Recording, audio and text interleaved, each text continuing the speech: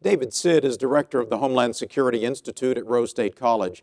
He is a retired FBI agent and counterterrorism expert. I talked to him about how the Oklahoma City bombing changed the way the nation looks at terrorism and violence prevention.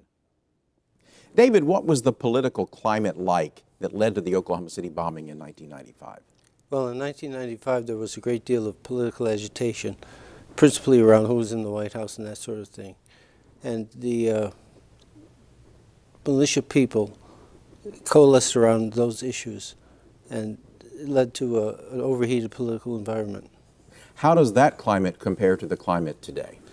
Well, we're seeing some of the same things developing, but it's not quite as intense as it was. Do terror threats ebb and flow? They do, especially the international. The domestic terrorism really is politically driven, coalesces around political issues. What did law enforcement learn from the Oklahoma City bombing? Well, law enforcement didn't learn a great deal, unfortunately. It was only after 9/11 that the deep systemic changes were made that were needed to really address the terrorism problem. After 95, we still had the wall between criminal intelligence and national security intelligence. And that was construed to mean that an agent working in an international terrorism case could not see criminal information and vice versa. That wall is gone now.